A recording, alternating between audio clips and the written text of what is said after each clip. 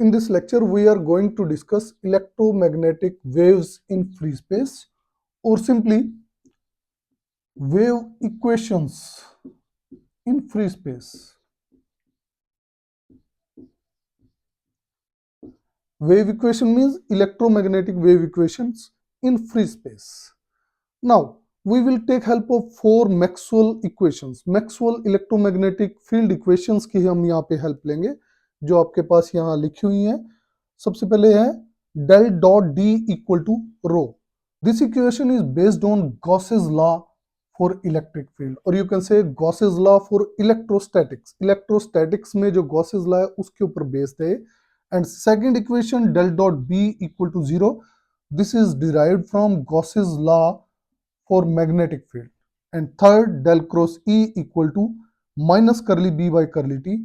This is on the basis of Faraday's law of electromagnetic induction.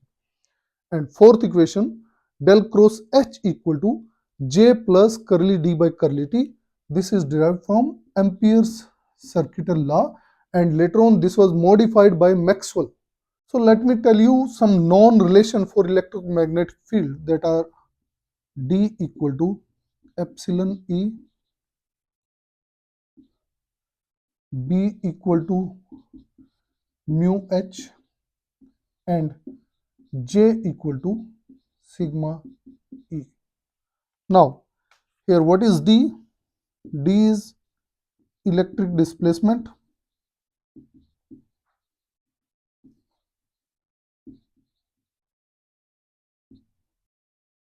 E is electric field intensity.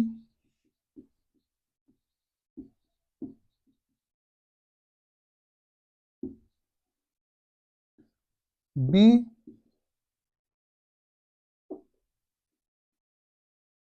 magnetic field strength.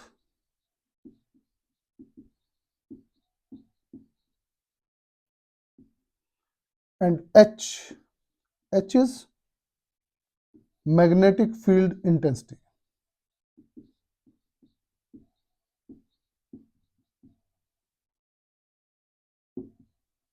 What is J?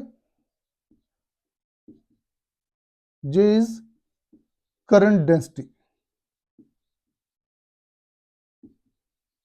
This epsilon is relative permittivity of the medium. Mu, relative permeability of the medium.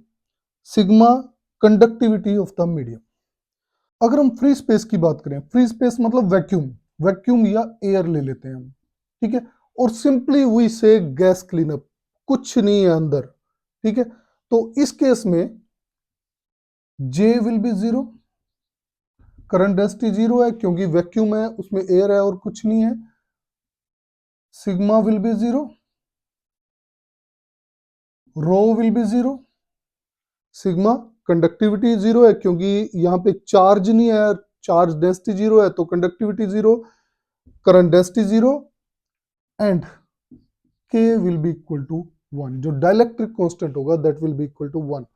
And in this case epsilon will be equal to epsilon naught.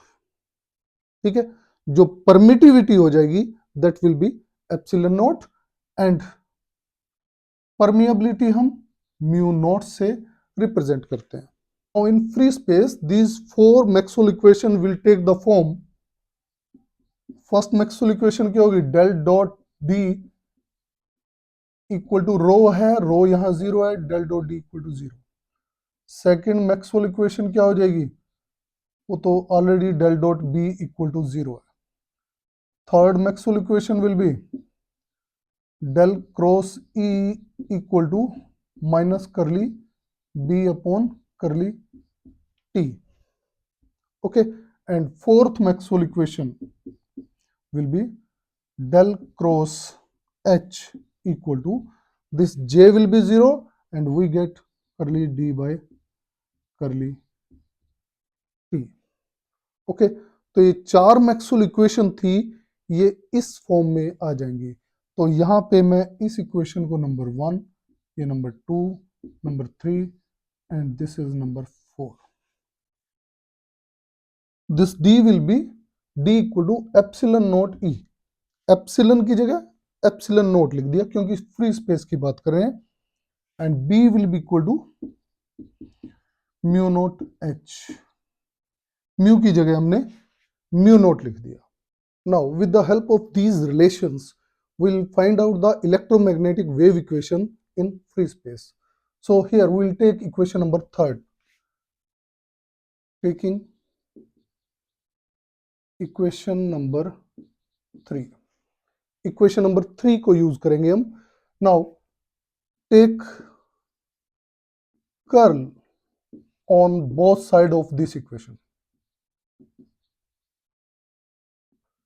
Equation number 3. Equation number 3 के दोनों तरफ हम curl ले लेंगे. Curl का मतलब क्या है? Del cross del cross del cross E equal to del cross minus curly B by curly T. इस इक्वेशन की पहले हम राइट हैंड साइड को सॉल्व करते हैं. So this is equal to minus curly by curly T del cross B. ठीक है, एक करली बाय करली टी जो डेरिवेटिव है इससे बाहर आ सकता है, तो हम इसको ऐसे लिख सकते हैं, माइनस साइन भी बाहर आ गया, curly by curly T del cross B. अब बी हमें पता क्या है? B is mu naught H. So we have minus curly by curly T del cross, what is B? B is mu naught H. So this can be written as minus, ये mu naught मैं बाहर ले आता हूं, उसके mu naught curly by curly T del cross H. Now equation number 4 को देखो आप, इसमें डेल क्रॉस एच किसके इक्वल है? करली डी बाय करली टी. तो यहां से हम इसको लिख सकते हैं minus mu naught curly by curly T, del cross H को लिख दिया हमने curly D by curly T. Okay, अब d क्या है? d is epsilon naught E. So this is minus mu naught curly by curly T, और curly by curly T d की जगह हमने लिख दिया epsilon naught E. Epsilon naught फिर बाहर आ जाएगा, so we have minus mu naught epsilon naught curly two E, ये देखो सेकंड डेरिवेटिव हो जाएगा upon curly T square. Okay, right hand side अभी के लिए हमारी फाइनल होगी. अब इस इक्वेशन की लेफ्ट हैंड साइड पे आ जाते हैं. लेफ्ट हैंड साइड में जो डेल क्रॉस ई गिवन है identity, this is equal to del into del dot E minus del square E. ये मैं दोबारा से बता देता हूं, del cross E, this can be written as del dot e minus del square e. अगर हम इस रिलेशन को देखते हैं d equal to epsilon naught e, तो यहां से e किसके इक्वल आएगा? e equal to d upon epsilon naught. ठीक है, तो यहां पे हम देखते हैं कि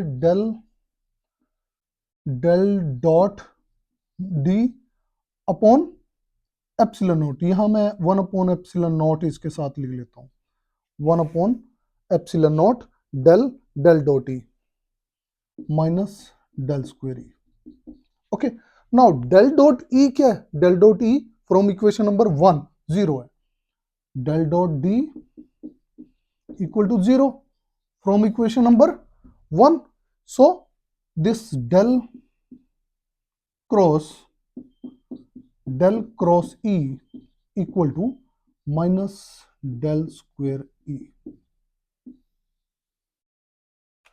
ठीक है, तो ये हमारा माइनस डेल स्क्वायर ई के इक्वल आ जाता है. तो यहां से हम, ये टर्म 0 हो जाएगी, so we get minus del square E. So this is minus del square E minus del square E. ठीक है, तो लेफ्ट हैंड साइड हमारी यहां से फाइनल होगी माइनस डेल स्क्वायर ई, और राइट हैंड साइड ये थी, तो यहां लिख लेते हैं minus del square E equal to minus mu naught epsilon naught curly two E upon curly T square. Okay, यहाँ माइनस माइनस कैंसल हो जाता है, तो ये हमारी इक्वेशन आती है इलेक्ट्रिक फील्ड के लिए। Del square E equal to mu naught epsilon naught curly two E upon curly T square. ठीक है, इलेक्ट्रिक फील्ड के लिए वेव इक्वेशन आई इन फ्री स्पेस। इसको मैं नंबर 5 बोल देता हूं। अब हमें मैग्नेटिक फील्ड के लिए ऐसी इक्वेशन चाहिए, तो उसके लिए क्या करेंगे हम? अब इक्वेशन नंबर 4 को लेके चलेंगे। पहले हम इक्वेशन नंबर 3 को लेके चले थे, अब इक्वेशन नंबर 4 को लेके चलेंगे। टेकिंग कर्ल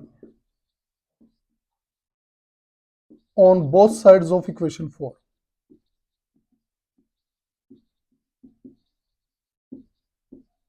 इक्वेशन 4 के दोनों तरफ हम कर्ल ले लेंगे। Del cross H equal to del cross curly D by curly T. Okay, तो अब फिर से हम पहले इस इक्वेशन की राइट हैंड साइड लेके चलते हैं। Equal to curly by curly T del cross D. Okay, and this is equal to curly by curly T. What is D?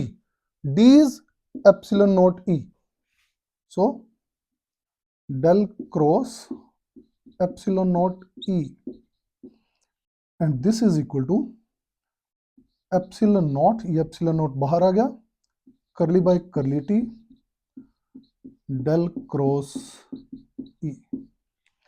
अब डेल क्रॉस ई यहां से हम पुट कर देंगे ये वैल्यू, ठीक है, यहां पे।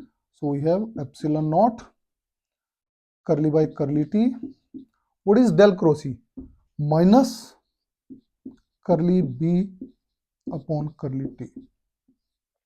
अगेन बी क्या है? B is mu naught H, so we have minus sign बाहर आ गया, minus epsilon naught curly by curly T mu naught H, and this is equal to minus, ये म्यू नॉट बाहर ले लो, minus mu naught epsilon naught curly two H upon curly T. Okay, तो यहां ये राइट हैंड साइड हमारी final हो गई, minus mu naught epsilon naught curly two H upon curly T. अब हम लेफ्ट हैंड साइड की बात करेंगे। तो जैसे हमने यहां पे लिखा था आइडेंटिटी, यहां ई की जगह एच पुट कर दो सिंपली, ठीक है। तो ई की जगह जब एच पुट करेंगे तो यहां हम इसको लेफ्ट साइड में कैसे लिख सकते हैं? Del dot H minus del square H, ठीक है। जहां ई था हमने एच पुट कर दिया। ओके, अब यहां फिर से देखो आप, डेल डॉट एच की बात करते हैं हम। यहां B equal to mu naught H है, B is mu naught H, so what is H? H is B upon mu naught, ठीक है। तो यहां पुट कर देंगे हम डेल डॉट एच की जगह 1 upon mu naught del dot B and minus del square H and equal to this, ठीक है। Again what is del dot B? Second equation देखो आप, del dot B is zero, so this is zero, so we have minus del square H. ये तो zero हो गया हमारा, ये टर्म खत्म हो जाएगी, so we have minus del square H. Left hand side में ये हमारी टर्म आ गई, राइट हैंड साइड ये थी, minus minus cancel, so we get del square H equal to mu naught epsilon naught curly two H upon curly T. This is wave equation in magnetic field. ठीक है, free space के लिए magnetic field की equation हमारी ये आती है। ये क्वेश्चन नंबर 6 हम मान लेते हैं। अगर हम जनरल वेव की बात करें, जनरल वेव इक्वेशन 3 डायमेंशन में क्या होती है? Del square psi equal to 1 upon V square curly two psi upon curly T square. Psi कोई वेव फंक्शन है, वी वेलोसिटी है वेव की, ठीक है, और ये टी टाइम हमने ले लिया, तो ये जनरल वेव इक्वेशन होती है। यहां लिख लो आप, this is general wave equation. Now ये 5 और 6 को आप 7 से कंपेयर करो। ठीक है, तो क्या देखते हो आप कि 1 upon V square equal to mu naught epsilon naught है। ओके, और you can say V square equal to 1 upon mu naught epsilon naught, और v equal to, this implies v equal to 1 upon under root of mu naught epsilon naught. Velocity जो आई आपकी, that is 1 upon under root of mu naught epsilon.